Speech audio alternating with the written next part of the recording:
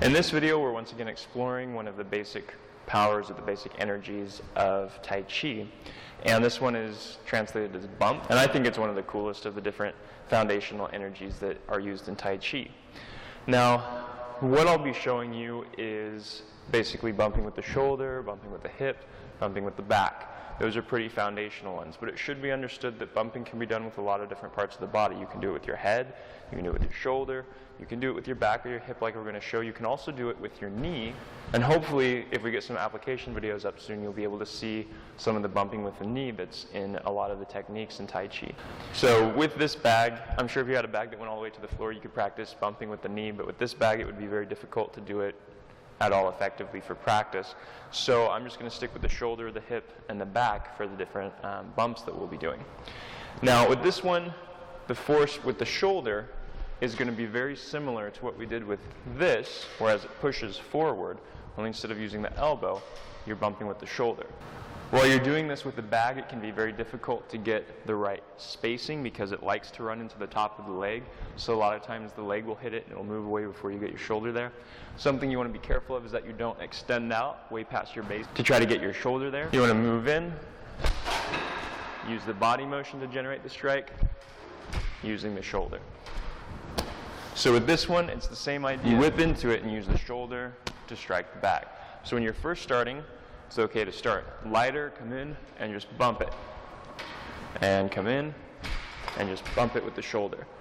And in, and just bump it. And of course, as you get more and more used to it, using the body motion coming from the base, you can put a lot more power into it as you come in here. And it's not a big motion. It's just a powerful motion, not short range, very similar to those 1-inch punches, 1-inch palm strikes, and so forth that we were doing several videos ago. From here, you can use that body motion to generate the force with the shoulder. Another area that you can bump with is the chest coming in. I'm not going to do that because it would probably break my microphone, and I only have one, so I'll let you play with that at home, but the idea is the same thing here. When you come in, you can use your chest to bump as well. And one of the beauties of this particular aspect of Tai Chi is that any part of your body can become a weapon very easily if you know how to move your body and express that energy through your body. You can use your shoulder, you can use your chest, you can use your back, all kinds of stuff instead of just your fists or just your elbows or just your knees and feet. So anyway, that's the shoulder strike. Step in, bump with the shoulder.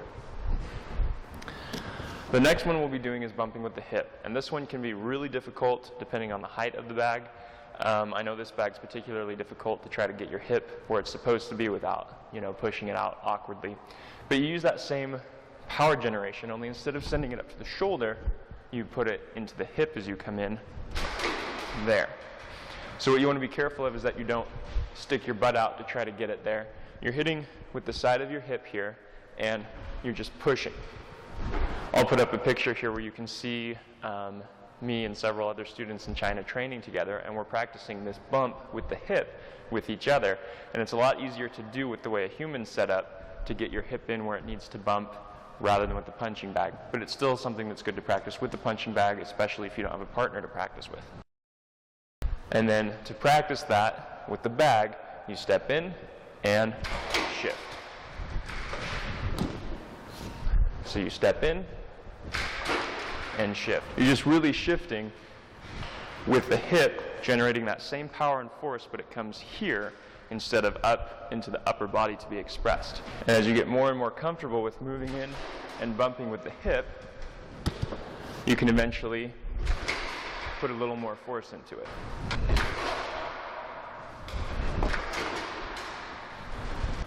Now generally, a bump with the shoulder can be used as a strike. A bump with the hip may be able to be used as a strike, but that depends on how much power you can generate. Usually a bump with the hip or with the knee or even with the back a lot of times is to upset your opponent's balance or their focus so you can do something else. So if you come in and you don't feel like you're putting a lot of power into that hip strike, obviously it's okay to start slow. You definitely want to start slow and work your way toward putting more power into it, but it's generally not going to be a strike in and of itself so much as an upsetting of the opponent's balance. Now to strike with the back, the part of the back that you want to hit with is kind of this muscular section between the shoulder blade and the spine. You don't want to hit with the shoulder blade, and you definitely don't want to hit with the spine for obvious reasons. It's this part in here that you're hitting with. So rounding your back a little bit helps open that up. You don't want to hunch over a lot, obviously, but rounding it enough to open that up helps make that area the striking area and make it easier to hit with that instead of if you're standing straight, how it kind of pinches it between the spine and the shoulder blade, and you're less likely to hit with something other than the spine or shoulder blade. So when you come in with this one, again, depending on the height of the bag, it can make it really difficult to get all the way to the back before your hips bump the bag. That depends on the bag that you're working on. This bag, again, is quite difficult to get with the back before your hips hit the lower part. So I'll do my best to demonstrate it with this bag. Hopefully the bag that you're working with is a little bit easier. Again, this is one that you can practice with a partner as well. So you step in, and you're going to shift.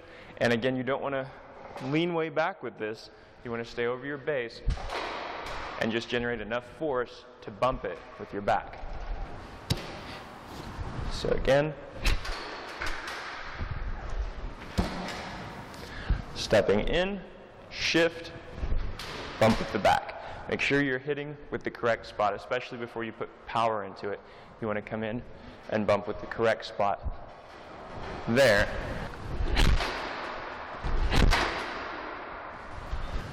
So those are the 3 basic bag drills that I have my students learning the shoulder, the hip, and the back. As I mentioned before, other areas of the body can be used for this. This is just a good basic set of drills to kind of help get you used to the idea of generating power with areas of the body that you aren't maybe used to generating power for. Remember to keep the basics in mind, stay relaxed, use your body motion to generate the power, not muscle where you're trying to just push it. You want to make sure that you strike whipping into it instead of pushing it with muscle. Be sure that the force comes from the root, it's directed through the waist, and manifests in the body part that you're going to be bumping with. So this one's a bit of a stretch compared to some of the others. You may be used to punching, you may be used to striking with your elbow, you may be used to generating that power for those things, but when it comes to striking with a part of your body that's kind of not normally thought of as a striking area, or an area to strike with rather, it can seem a little foreign. So what you want to do is make sure you don't fall into the trap of trying to put power into it. Trust the body motion, trust the technique that you've been working with the other things, focusing it to different areas this time, and you'll eventually develop the power for those strikes instead of trying to just muscle it in. Anyway, I hope you found this very helpful. Thank you so much for watching.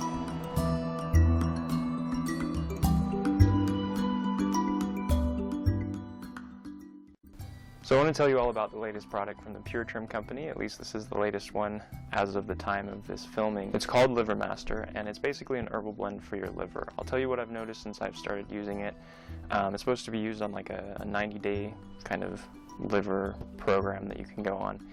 And what I've noticed is that I sleep better and my energy seems to be a little bit more even through the day instead of having a lot of peaks and valleys. It tends to just kind of carry through. So I don't know if you'll have the same experience, but it might be worth trying out. So you can find out more about Liver Master, what's in it, what it's used for, if you visit the website that's at the bottom of the screen. I hope you try it out, and I hope you learn to love it as much as I do. Check it out, Liver Master.